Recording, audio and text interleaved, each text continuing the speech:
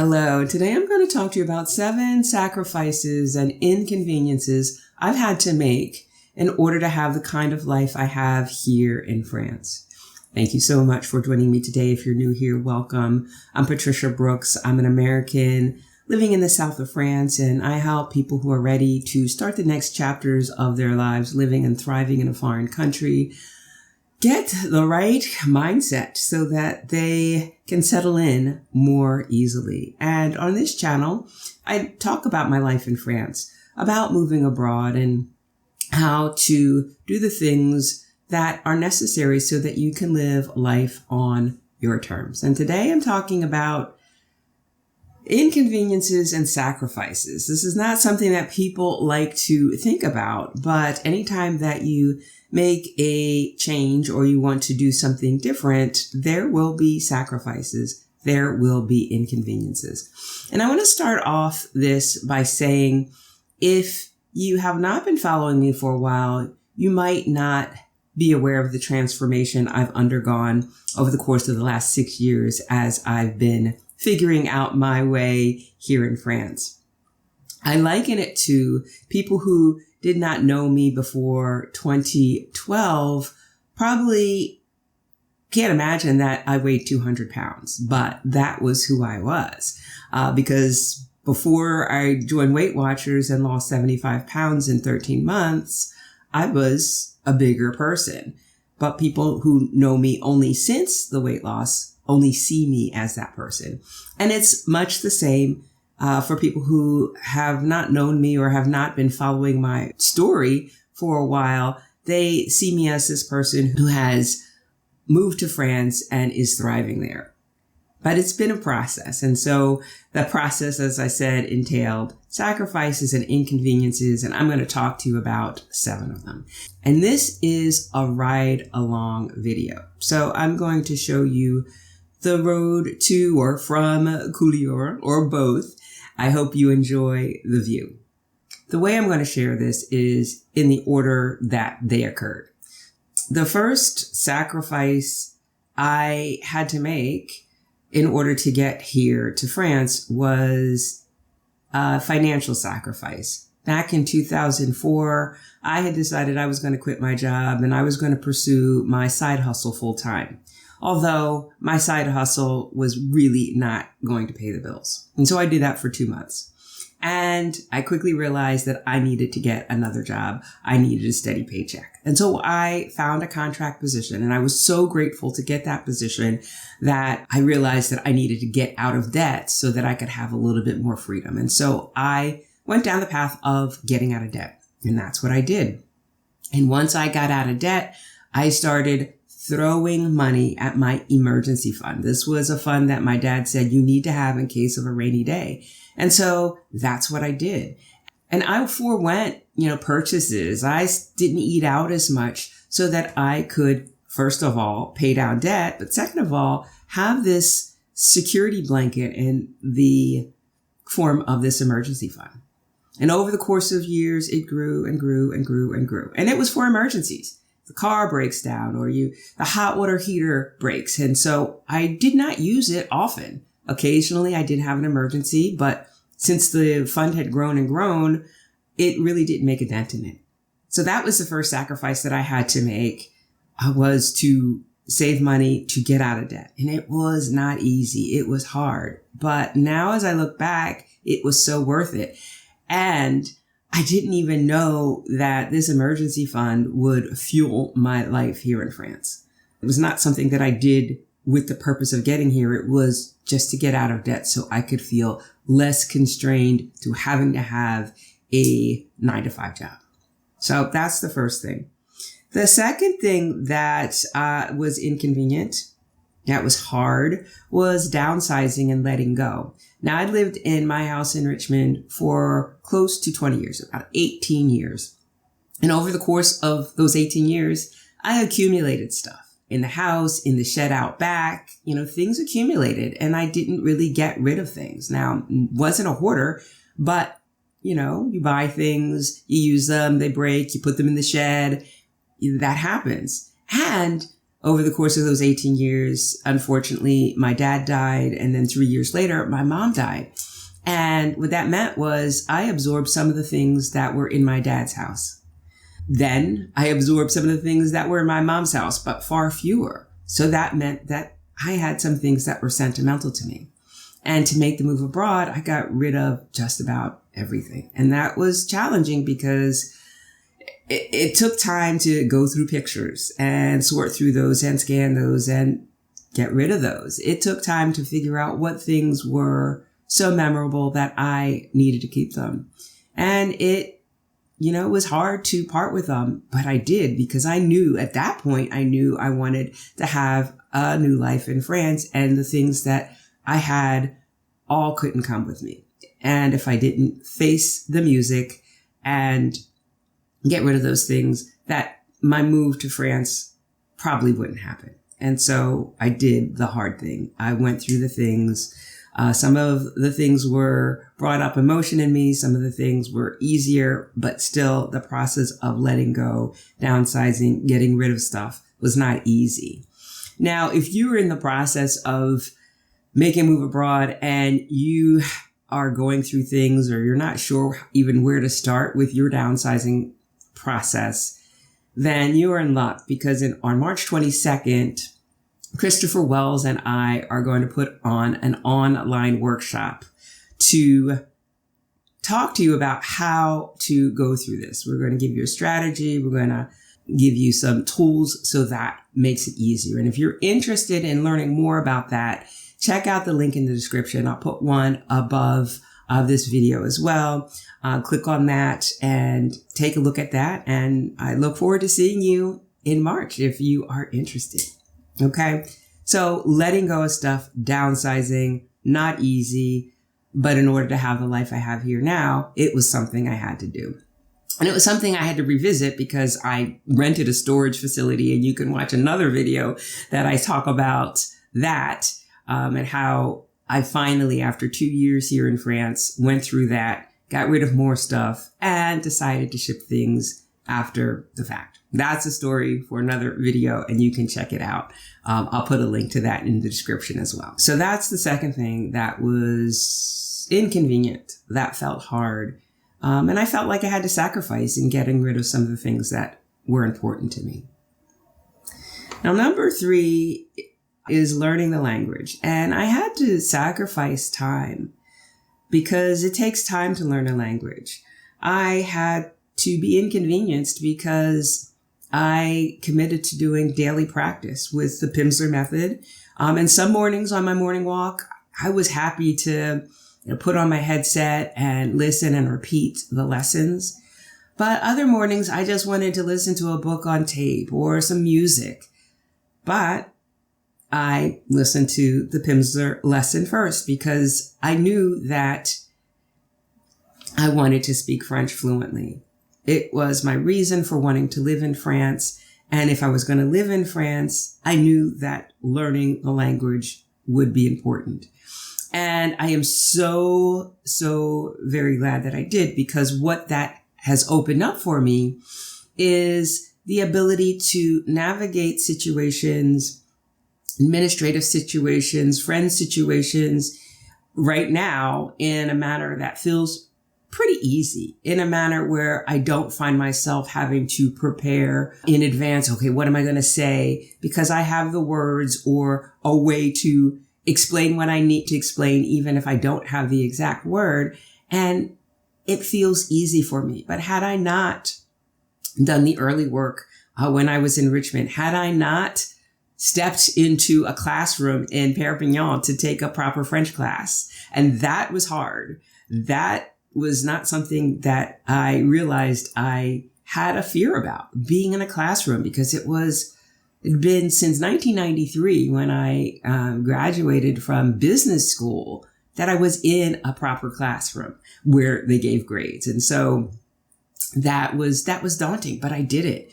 It took time and energy and effort for me now to read books so that I can improve further still, so that I can have success when I take the DELF exam in March, right? It takes time, energy. It's hard. when you don't feel smart, that's challenging. So that was another inconvenience and sacrifice I had to make, but it's paying off in spades because the life I have now here, I have a nice friend circle of both French friends and English speaking friends. And I'm really satisfied with that. Now, can you relate to any of these? Do any of these seem harder than the others? If so, which of these would be the hardest for you to do or follow through on? Let me know in the comments. All right. So moving on to number 5. Now, this one is something that I did before I made my move abroad, but it wasn't inconvenient until after I moved abroad. And that is listening to my intuition. I've always been a very logical person. I have a plan, I make a list, follow the plan, and certain things are supposed to happen. But over the course of my life, I noticed that even when I did the logical thing in lieu of the thing that my gut was telling me to do, it didn't always turn out right.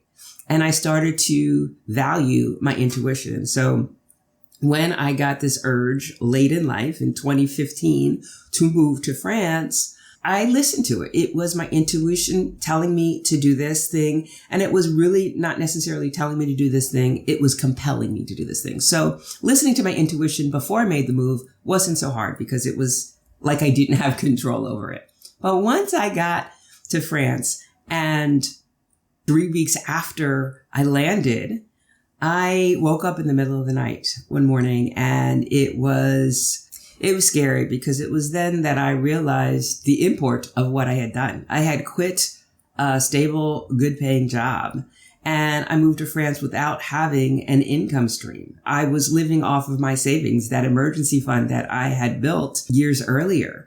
And that felt scary. I didn't know anybody. And my French language skills, even though I had been consistent with my Pimsleur method every morning, listening and repeating, was far lower than I thought it was when I was just in the United States, when I wasn't immersed in the French language. And it felt hard.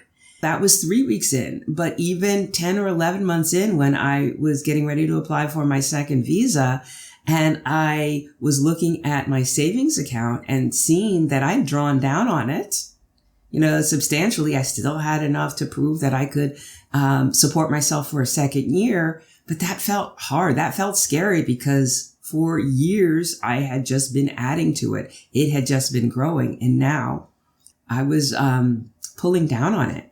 And I didn't have an income stream. And that felt hard. That felt like, oh, what have I done?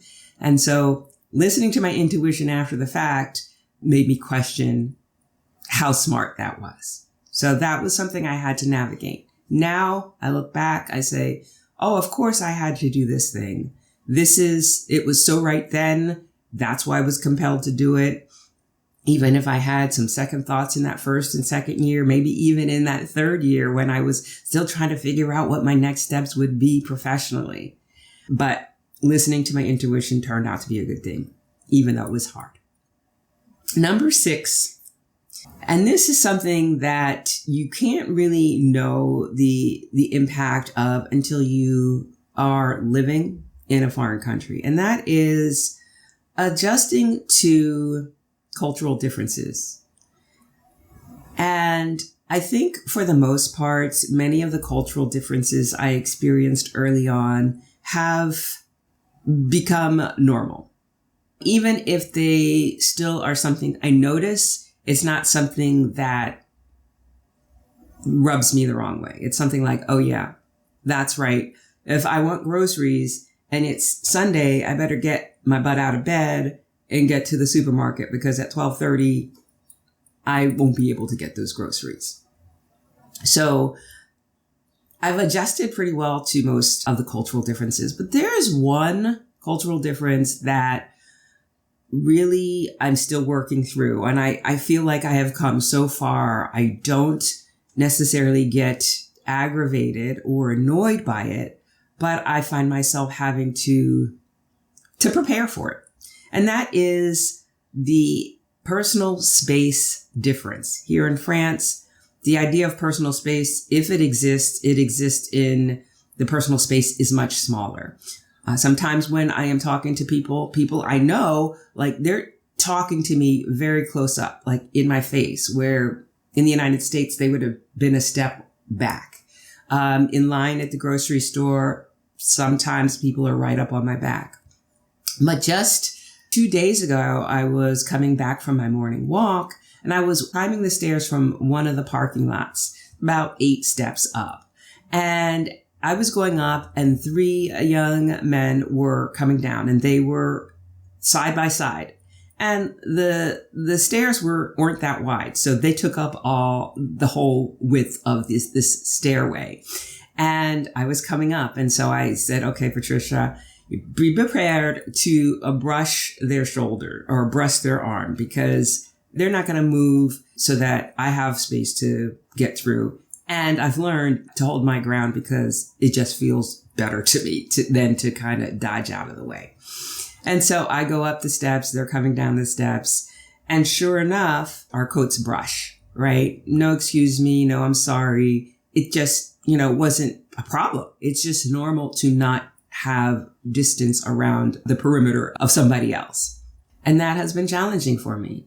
But I prepare myself. I take a deep breath in.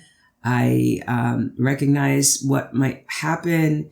As I pass them, I send peace and love, and I continue on my way. So that's the sacrifice I have to make. I recognize that my personal space boundaries aren't going to be honored because what is that to somebody who comes from a different culture? So that has been the most challenging cultural difference that I've had to deal with. And the final inconvenience or sacrifice I've had to make to get to this place in France, get to this place internally where I feel really good about my life here, is having to start over financially. As I mentioned, I was living off of savings for the first couple of years. I didn't have a stream of income or a job or a business.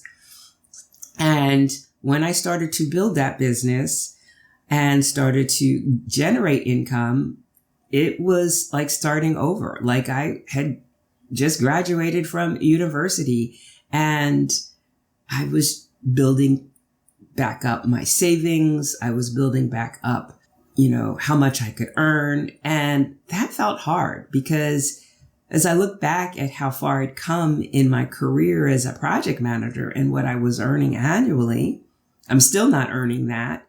It felt like, oh, Patricia, that was a big step to make. That was a big sacrifice. And so my standard of living is really good here because the cost of living here is lower.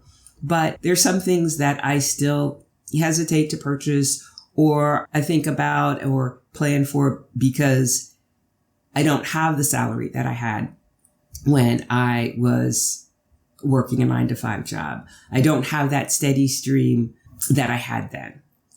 But I would not give that up for the world. I would not give up my position for the world now because I have a sense of freedom. I work harder than I ever have, but I enjoy my work and I enjoy my life here. So these 7 inconveniences, these 7 sacrifices I've had to make are so worth it. The question I have for you is, what sacrifices will you have to make so that you can have the kind of life you want to have living abroad? Because a lot of times we can get caught up in the logistical stuff. Oh, I just need to get a visa. Oh, I just need to get a bank account. Oh, I just need to ship my things. Oh, I just need to figure out the tax implications. I just need to find lodging. Those are so important. But there are other sacrifices. There are other inconveniences that might be really hard for you. And moving through them might slow you down or stop you. Or once you get here, they might make your life not so pleasant. And so if you can think about what those are and work to alleviate them or minimize them, then you will be so much happier. So if you feel like you'd like some help in either identifying what some of these inconveniences or sacrifices might be and some ways to move through them more easily, I'd love to have a conversation with you to kind of understand what those things might be and what you can do to move through them. And if our working together could help you do it more easily. So I'm going to put a link for a discovery call in the description where you can find a time on my calendar and we can talk through that. All right. So I hope you enjoyed this video. If you did, please give it a thumbs up, share it with friends, subscribe, and I will see you again next time. Bye for now.